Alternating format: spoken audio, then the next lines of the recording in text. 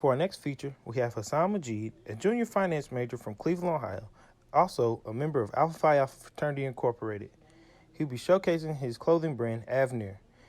He highlights the Nightwing hoodie with French terry cotton, 370 GSM imported fabrics. Tell us where you first started and where the name Avenir came from and what does that mean to you? All right, sounds good. So when I first started the brand, it was me and my friend Jared, and we were sitting inside of our I think it was a science class. I say it was chemistry about, and me and him, we always had a competitive nature about ourselves, and we always, wanted to just strive to be involved in something that allowed us to, one, create revenue, two, allowed us to, have something that is going to last even when we're gone, and just really create something that allows people to just experience, uh, you know, a different side of life when it comes to fashion. So when me and him, we used to always get dressed. I say every Friday or so, and we would compete. We would be like, all right, let's see who could dress the best, who has the best fit, who got the best drip, and we would do that every Friday. And it was, but in our junior year, we said, why not say, all right, who could create the best fit, but have our own brand? So we was like, okay. I was like, you know what? Let me think of something that is unique and something that is going to, grab people's attention as soon as they hear it. Like, what am I always planning for? What am I always thinking about? I was like, my future. So then I said, what's future in a different language? So then I looked up and I saw it was Avenir, which is French for future. And, one of our mottos is, we create trends, we don't follow trends. Welcome to the Avenir family, because we are the future. We're the future of street fashion. We're the future of luxury streetwear fashion. And we always just want to, create a stamp and staple anywhere we go, anywhere we showcase our brand. It's an eye catcher instantly. And they say, what is that? How can I become a part of that? Because we don't want people just to wear our clothes. We want people to experience our clothes. Yeah, I think you hit everything on the head. So I'm gonna throw a curveball at you. I wanted to put it in there, but I didn't get around to it. What is drip to you? Because everybody got a different drip. Right. So drip is all about drip to me. Is me putting on something that makes me feel good. They say when you look good, you feel good, and when you feel good, you look good. So I could throw on a Nike Tech, some fresh kicks, and I'm gonna feel good, and I'm gonna say, hey, this is my drip for today. Or I could go a little bit high end, and I could throw on me some Avenir, because we consider ourselves a rising luxury brand. So I'm gonna consider myself almost like designer, so I'm gonna throw on some AB. I'm gonna throw on, a nice pair of jeans, and I'm gonna throw on, maybe some designer kicks, some McQueens or so. Might even wear a hat. But my drip. I got a lot of different ways I could drip. I even like the suit drip. I like your drip right now. The tie, the button down. You could never go wrong with that. So, drip is universal. It all depends on how you feeling that day. Yeah. So you talked about what everybody's wearing in the interview. What do you want? You want to tell about your favorite product, and I'll let you do the introduction. Right. So right now, my favorite product would definitely be our Nightwing hoodie. It's 370 GSM, which means that you will have, insulation when you're wearing our product. It doesn't feel like fleece, so it's not a lot of cotton material inside of it, and it's not going to get stuck to your clothes. Like when you wear a fleece hoodie, sometimes you see yourself having, a lot of lint stuck to your t-shirt underneath. The 300 GSM French terry cotton hoodie that I have on right now, it doesn't do that. The print that we have on right now, it doesn't wear off. You could iron over it. You could wash it, dry it. It'll stay the same. Doesn't shrink. It's already pre-shrunk cotton. We have a thick hoodie on here as well. And then on the back, we have our temporary logo, which is this right here. It's AB with the wings. And then we got the United States inside of there. And then we got Avenir on, spelled out on the bottom. I don't know if you can see it. You got some. I'll let y'all in on something, right? We working on dropping a t-shirt coming up soon. I say we'll probably drop the t-shirt in the next 2 weeks or so, along with the hoodie. So we doing a sub collection, paying homage to Ghost Rider. All right. You got a lot of traction, and everybody in my chapter definitely wanted to know, what is it like to have all that traction? This feel like a drop in the bucket to me, because I feel like, you said NFL players, you had in magazines. This is not your first business feature. Please talk Right. about the features you had in the past. Okay, so and some in the past that we've been in fashion shows, Best of the Best Fashion, which is an all high school fashion show in Cleveland. So if you are in the surrounding area of Cleveland, your high school is invited to be inside of Best of the Best. And everybody wants to be best of the best. So we said, our brand, we consider ourselves to be best of the best. So why not, allow some models to get involved in it? And we dressed, I'll say, about 10 models inside of our clothing, and they walked down the runway, which allowed the whole city of Cleveland to see us. We also have players like Travis Kelce, trying to rock our brand. We have Stephon Diggs trying to rock our brand. We have Lyndon Stevens trying to rock our brand. These are all NFL players. We even have a CEO of a spirits, which is, fine luxury champagne.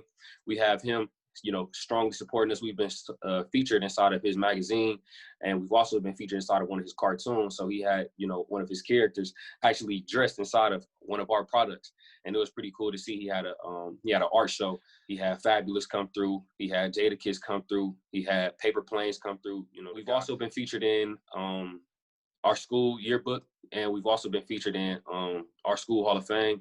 So our school recognizes us as an upcoming brand. They see a lot of potential in us, and we actually got to speak on behalf of our brand. We've also received scholarships such as the Golden Opportunity Scholarship, which is a scholarship for entrepreneurs who are striving and they're on a path to be on track to have a lot of success, which has allowed us to get featured inside of stores such as Next Exhibition, which are major streetwear stores inside of Cleveland. And we also have a fashion show coming up, I'll say in about 3 months or so, that we're working on right now. And, we're very definitely excited to get featured in that as well. Glad to hear it. We're going to come back to Cleveland because, Cleveland is a hub of, Afro-American people. Like a lot of people migrated there during the Great Migration, and it's a hub for the Black economy. A lot of Black people live there, and I feel like, Black culture is a part of Cleveland, a big part. So we're going to come back to that. You've been at this for 3 years. What lessons have you learned along the way? I've definitely learned along the way that I want to always just keep your head and your faith in everything, because it's easy when things get hard. It's easy to lose your head and lose your cool and, sometimes say, I think I want to give up. One thing about it is perseverance. It allows you to put yourself in a position to always keep pushing, keep trying. They say, successful people, they don't look at their losses as losses. They look at their losses as lessons. And that's just something that I had to really take into consideration when it came to my business, because along the way, it's a lot of things that we were faced with, a lot of tests that we had to face, and just a lot of different things that allowed us to be in a position of, is this something that we really want to do? And we just stayed strong. We kept our faith in God. We said, God is going to allow us to reach the point that we want to reach. Right now, we still feel like we have a long way to go, but it definitely feels good to have a lot of support within Tuskegee, within Cleveland, within, we don't just want to market to, just our friends. We want to market to the entire globe. We never say that we just have, one small group of people that we're trying to target. We want our brand to be seen in China, in Africa, in Australia, and all different types, and have all different types of walks of people, wearing our brand. So I definitely say I learned that losses are not losses, they're lessons. I learned that keep my faith in God, and I also learned that just stay strong and persevere. There's this term called the big, hairy, audacious goal. And you kind of touched on it before, how you want to be a worldwide brand. So Elon Musk, he has this company where he's trying to, have these 3 companies that save the world. Jeff Bezos went from selling books to trying to sell kayaks, and now he's selling everything. He's the hub for e-commerce. What's your big, hairy, audacious goal for your company? I would say my big, hairy, audacious goal would be to be featured on Forbes 30 Under 30, which is me being recognized for my hustle, my business, and Forbes recognizing me, saying, this is someone that's up on the rise, and he's young, and he's a select 30 out of the whole entire, world, that, he's one of 30 entrepreneurs who is on the rise of success. You know, you guys should check them out. I want to be featured on Forbes. I want to at least have my brand in at least I would say in about 10 luxury stores across America. So I would say, you know, from Saks to Neiman Marcus, Ocean Drive, you know, just stores like that. And I also want to have my own storefront as well in California and Florida. You know, you made a great point in your pre-interview about making the Black dollar bounce in the Black community. And that means a lot, you know, because I'll let you take it away, but you said it builds generational wealth because you got the Black dollar in there. It's just going to keep on growing and compounding. If you could elaborate on that. Yeah, so when I say the Black dollar bounce, I mean a Black person supporting a Black business, and that big Black business gets his product from another Black owner, you know, and then it's like the dollar, it flows through our community. It doesn't necessarily say, okay, we get paid and then we go to, you know, another racist grocery store, or we go to another racist shopping plaza, you know, because in the Jewish community, their dollar bounces 17 times, I think. And that just allows them to have, you know, a enormous amount of wealth within their community. And I feel as though if the Black community, we have worked together and, you know, we built the Black Wall Street, which we take this necessary steps of really trying to just say, okay, I support Black business. I only shop Black business. And then that will allow us to not only, you know, build generational wealth, but that will also allow us to start playing the game of chess and saying, hey, you know, we're self-sufficient. We don't need, you know, the white America. We need ourselves. And then from that point on, I feel as though the sky is definitely the limit as far as the Black community. Yeah, like you said, it's chess. It's not checkers. It's a long game, and it got to be correct. Easy, you know. And you made a good point in how like they keep that money in there until they can't hold it on no more. And they hold on to it, and there you go. And then after, you know, we get it, we spend it, we lose it. So they said that the Black dollar, it stays in the community probably not even one time. They said like 0.8 or something like that. Yeah, so I remember that. Yep. They said African Americans are the lowest at keeping that dollar in their community. Right. What advice do you have for people starting out just like you did? Because, like I said, you've been in it a long time. A lot of people can't say, you know, that they had a business for this long at all, let alone that you've maintained this. And even though you're still pretty young, you still maintain this thing through graduating high school. Now you transition to college and you're almost on your way out. So Thank you. So I would say some advice that I could give someone just starting out is to know yourself. Don't look at any other brand and say, how can I be like that brand? Because then you won't have any uniqueness inside of your product, or you won't have any real value. Customers look for value. So if you are unique and you stay yourself, I feel as though you can really succeed in any business venture that you really want to step into. So if you say, you know, let me look at Off-White, for example. How can I make my products look as close to Off-White as possible? Someone's going to say, that kind of looks like Off-White when they see your brand. Now, if you say, I have a brand, how can I make clothes that I like to wear that showcase what I have inside of me, that showcase my abilities as best as I can? Then from there, you can start to create your own designs. You can start to create your own mantras. You can start to create your own mottos. Another form of advice that I have for someone just starting out is, you know, just keep picking at it. You know, eventually it'll click. Things always work. The universe always shows favor to people who manifest things, and it shows favor to people who put in that hard work.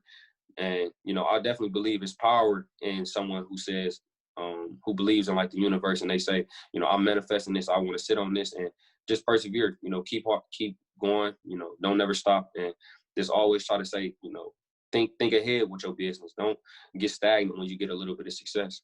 You always want to keep saying, okay, I got this success. You know, pat yourself on the back, but it's always more that you can do. It's always more that can be done.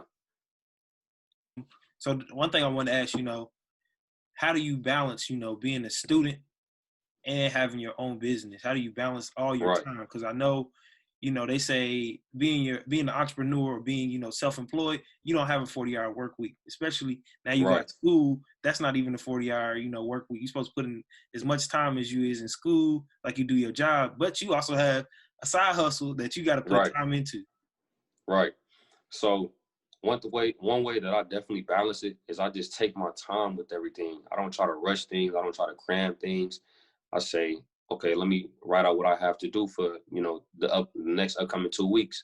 If I look at my time span in a 2 week period for classes, that gives me enough time to, you know, complete things before deadlines. That gives me enough time to study, you know, and it gives me enough time to say, okay, I got an exam here.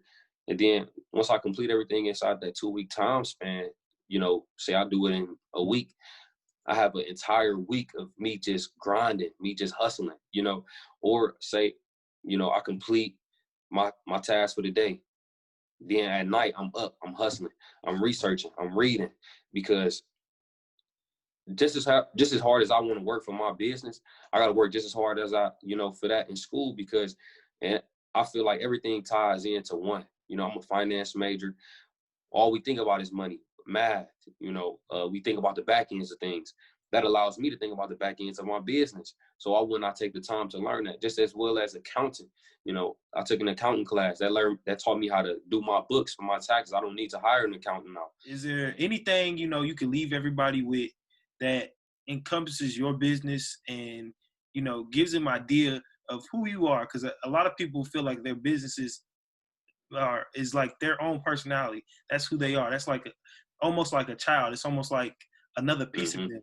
So if you can leave everybody with, you know, this lasting impression, why should we shop with you? Why should we buy Right. your hoodie? Everybody makes a hoodie. You know, Mm-hmm. your hoodie should be, you know, just a drop in the bucket to anybody else, but you should tell us why it makes the difference to buy yours.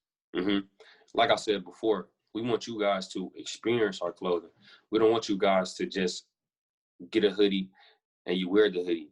You know, from our packaging, from you opening the package, you receiving, you know, a personalized note card, you receiving, you know, hardback tags, you receiving, you know, sewn on, you know, hang labels, you receiving a hoodie that's a heavy fabric, you receiving something that we literally poured our hearts into.